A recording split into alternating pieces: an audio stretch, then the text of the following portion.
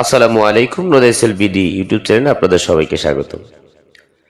আমি জাহিদ সরকার আল চিস্তি আপনাদের মাঝে আবারও নতুন একটি ভিডিও নিয়ে হাজির হলাম। আশা করি ভিডিওটি দেখে বা শুনে আপনারা সবাই উপকৃত হবেন। আর যদি ভিডিওটি দেখে বা শুনে আপনারা উপকৃত হয়ে থাকেন তাহলে আলোচনাটি করা আমার সার্থক হবে বলে মনে করি।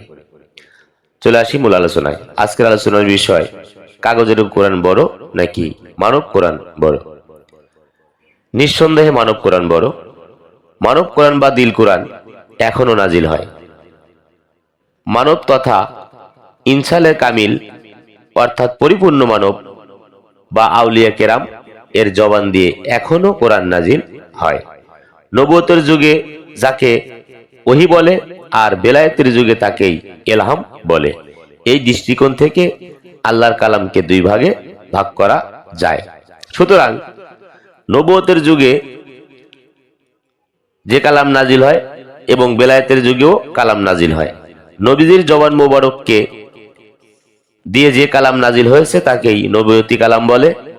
বেলায়েতের যুগে আউলিয়া কেরামের জবান দিয়ে যে কালাম বা ইলহাম আসে বা ইলহাম নাজিল হয়েছে তাকেই বেলায়েতি কালাম বলে। একেই মানব কোরআন বলে অভিহিত করা হয়। তবে ইহা মূল কোরআনের অন্তর্ভুক্ত কালাম নয়। কাগজের কোরআন পৃথক পক্ষে কোরআনই নয়, ইহা কোরআনের আয়াত লিপিবদ্ধ কারিগ্রন্থ। কাগজের চিনি আর বাস্তব চিনি সম্পূর্ণই ভিন্ন। কাগজের লিখিত চিনি দিয়ে কোনোদিনও শরবত বানানো যায় না। কাগজের লিখিত আগুন দিয়ে কোনোদিন রান্না করা যায় না। সুতরাং চিনি বা আগুন বাস্তব জিনিস, যা দিয়ে বাস্তব কাজ করা যায়। তেমনি কোরআনও বাস্তব জিনিস এবং কোরআনের আয়াতও বাস্তব জিনিস। কিন্তু কাগজের কোরআনও কোরআন, তবে আসল কোরআনের প্রতিচ্ছবি। এটা যখন নাজিল হলো তখন নবীজি সাল্লাল্লাহু আলাইহি ওয়াসাল্লাম সাহাবীদেরকে মুখস্থ করাতেন। সাহাবীরা কোরআনের আয়াত মুখস্থ করতেন এবং পাথর বা গাছের পাতায় লিপিবদ্ধ করতেন। পরবর্তীতে হযরত উসমান রাদিয়াল্লাহু তাআলা আনহু কোরআনের আয়াতসমূহ একত্র করে বই আকারে লিপিবদ্ধ করেন।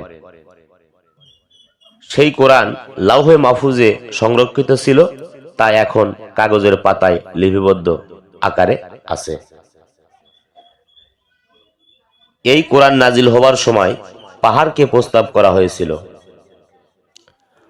পাহাড় তা প্রত্যাখ্যান করে বলেছেন সে উহা ধারণ করতে পারবেন না। সূরা হাসর আয়াত নাম্বার 21।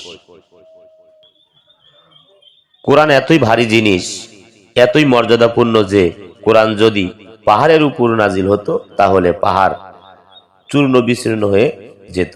এখন কাগজের আকারে যে কোরআন শরীফ আমরা দেখতে পাই, তা যদি পাহাড়ের উপর রাখি তবে পাহাড় কুশনীল কালেও চূর্ণ বিচূর্ণ হবে না। সুতরাং হাকিকতের কোরআন অন্য জিনিস, যাকে মানব কোরআন বলা বা দিল কোরআন বলা হয়।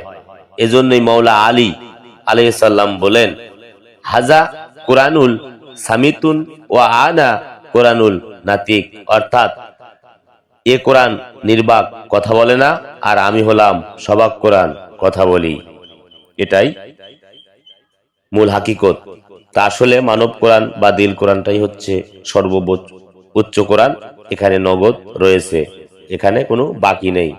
এক কথা ওখানে আমি পূর্বেও বলেছি যে কাগজের চিনি যদি আর বাস্তব চিনি যদি এক হতো তাহলে তো বুঝতাম যে এক, কিন্তু যেহেতু কাগজের কোরআন, কাগজের চিনি এবং বাস্তব চিনি এক নয়, সুতরাং কাগজের কোরআন আর দিল কোরআন কোনোদিনও এক নয়।